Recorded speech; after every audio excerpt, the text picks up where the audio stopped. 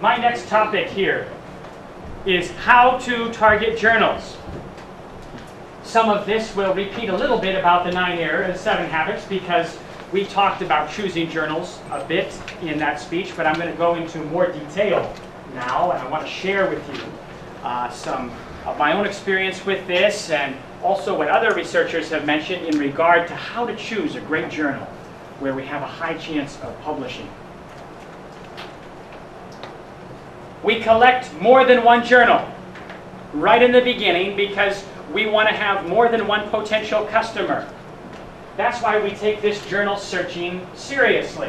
We take a couple weeks to do this in my class. And students have to go and bring back 3 good journals that would have a high chance to accept their paper. We have a series of questions, journal review form, I think it's on chapter 14 of your red book, that we will fill out carefully to increase our chance of publishing.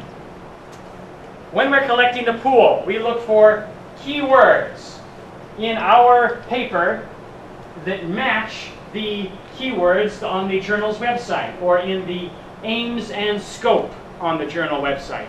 The aims and scope is a paragraph that will tell the reader or the contributor what the focus of this journal is. We'll take time to read that and understand what the journal prefers. When we find one journal that we like, we can also use the relatedness metrics on the ISI Web of Knowledge. They will have a way you can see how related one journal is based on references and keywords and citations. Frequently, if we can only find one, we can use that to identify a second and third. We will also look at our references. Where have our references published? If they published here, maybe we can publish here as well. But sometimes the papers that we cite are in very high impact journals. What can we do? Well, we will take the name of the reference, who it is that wrote the paper, and we will go to Scopus or Google Scholar, and we will see where else he published before. He's in our domain, he's our reviewer, he's close to us. If he published here, maybe we can too.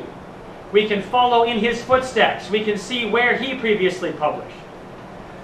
Again, we can take a look at the aims and scope of the journal. We can also take a look at the editor's letter.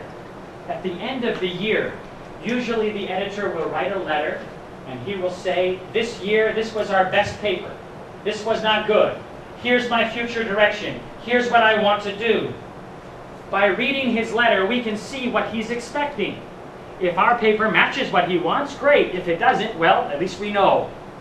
First issue and last issue of a year are good for this. Also, we look at the first issue when the new editor takes over the journal. Frequently, he will write a letter talking about the new direction of the journal, what will change, what he liked, what he doesn't like. We'll take time to identify him because he's our customer, see what particularly he likes. We'll also review the journal to see if there are similar papers to ours that have been written recently, because in academic, when we are writing academically, we are joining a conversation. The conversation happening in the journal, and when we join a conversation, we need to refer to those people who are already talking. And we need to make sure that when we refer to them, then we match what they are saying. I recently had a reviewer comment, one of my students.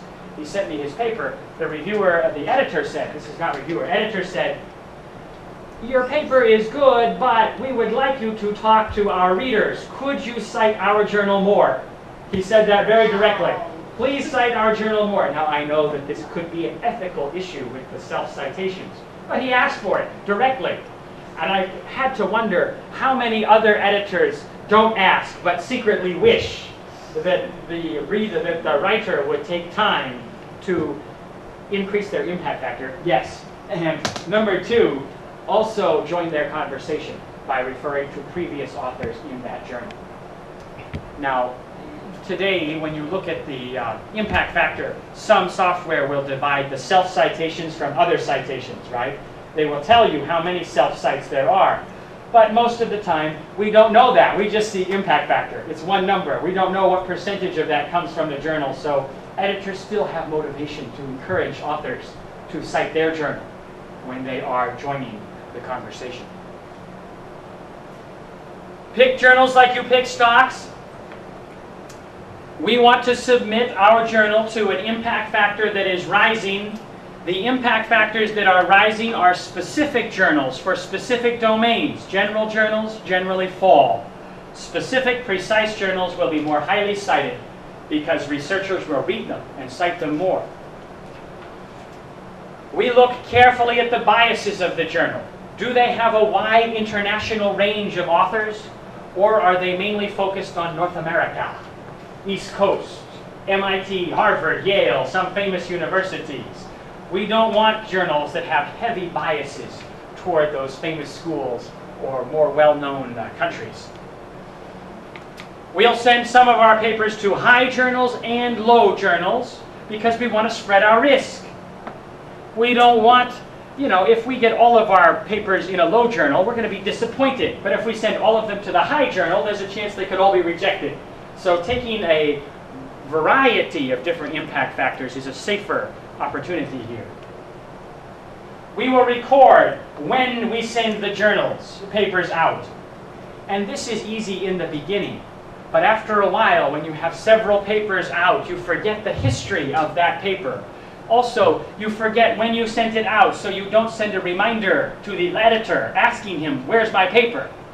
So as soon as you send a paper out, submit a paper, we make a little mark 3 months from now on the calendar. Send letter to editor. 4 months from now, send 2 letters to editor. 6 months, send letters every day until we hear something back from our editor. How do journals compare to each other? How do we measure the quality of a journal? Well, there are 3 important numbers that we will watch when we evaluate the quality of a journal. Now, these numbers are produced every year by the Journal Citation Reports.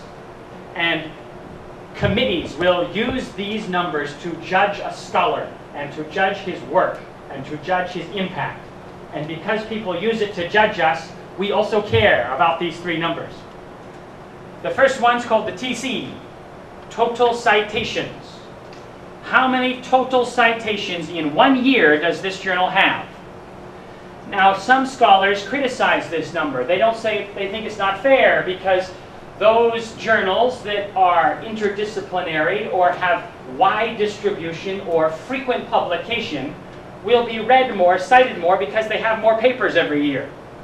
So this number will generally prefer the well-established, frequently published journals.